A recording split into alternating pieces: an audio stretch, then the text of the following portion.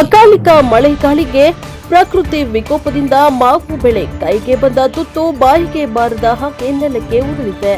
ಗಾಳಿಯ ವಿಕೋಪಕ್ಕೆ ನೆಲಕ್ಕೆ ಬಿದ್ದ ಮಾವು ತಲೆ ಮೇಲೆ ಕೈ ಹೊತ್ತ ಕಂಗಾಲಾದ ರೈತ. ನಾಶವಾಗಿರುವ ಮಾವು ಸಂಬಂಧಪಟ್ಟ ಇಲಾಖೆ ಪರಿಹಾರ ನೀಡುವರೋ ಇಲ್ಲವೋ.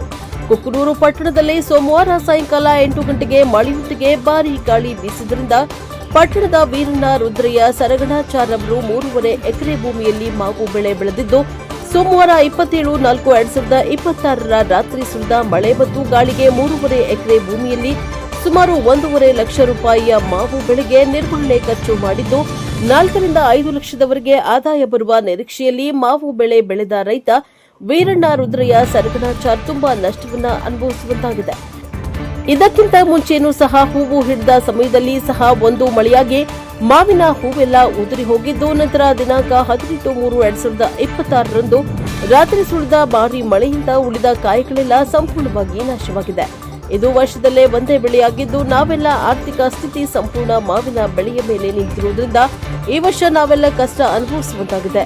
ಹಾಗಾಗಿ ಸಂಬಂಧಪಟ್ಟ ಅಧಿಕಾರಿಗಳು ಮತ್ತು ತೋಟಗಾರಿಕೆ ಇಲಾಖೆ ಮಾನ್ಯ ಮಂತ್ರಿಗಳು, ಯಲಬುರ್ಗಾ ತಾಲೂಕಿನ ಶಾಸಕರು ಈ ಕಡೆ ಗಮನ ಹರಿಸಿ ನಮಗಾದ ನಷ್ಟವನ್ನ ಪರಿಶೀಲಿಸಿ ಆದಷ್ಟು ಬೇಗ ಪರಿಹಾರ ಕಂಡುಕೊಳ್ಳುವಂತೆ ತಮ್ಮ ಅಳಲನ್ನ ತೋಡಿಕೊಂಡರು. ಇದೇ ರೀತಿ ಕೊಪ್ಪಳ ಜಿಲ್ಲೆಯ ಪಟ್ಟಣ ಮತ್ತು ಗ್ರಾಮಗಳಲ್ಲಿ ಗಾಳಿಗೆ ರೈತರು ಮಾವು ಬೆಳೆ ನಷ್ಟವಾಗಿದ್ದರಿಂದ ಕಂಗಾಲಾಗಿದ್ದು, ಸಂಬಂಧಪಟ್ಟ ಇಲಾಖೆಯ ಅಧಿಕಾರಿಗಳು ಸ್ಥಳಗಳಿಗೆ ಧಾವಿಸಿ ಸೂಕ್ತ ಪರಿಹಾರ ನೀಡುವರೋ ಇಲ್ಲವೋ ಕಾದು ನೋಡಬೇಕಾಗಿದೆ. Bureau report, Chennaiah, Hiremath, Praja Power TV, Kukanur. Koppal ಜಿಲ್ಲೆ ಕುಕನೂರಿಂದ ವೀರಣ್ಣ ಸರಗಣಾಚಾರ್ಯ ಮಾತಾಡೋದು. ನನ್ನ ತೋಟ 3 ಎಕರೆ 15 ಗುಂಟೆ ತೋಟ ಇತ್ತು. ಅದರಲ್ಲಿ ನಿನ್ನೆ ಸೋಮವಾರ ಸುರಿದ ಭಾರಿ ಬಿರುಗಾಳಿ ಮತ್ತು ಮಳೆಗೆ ಇದ್ದಂಥ ಕಾಯಿಗಳು ಎಲ್ಲ ಉದುರಿ ಎಲ್ಲ ಭಾಳ ಲಕ್ಷಣ ಆಗಿಬಿಟ್ಟಿದೆ. ಈ ಹಿಂದೆ ಮಾರ್ಚ್ ತಿಂಗಳಲ್ಲಿ ನಾವು ಎಲ್ಲರೂ ತೋಟಗಾರ ಮಾವು ಬೆಳೆಗಾರರು ಕೂಡಿಕೊಂಡು DC ಅವ್ರಿಗೆ ನಾವು ಮನವಿ ಸಲ್ಲಿಸಿದ್ವಿ.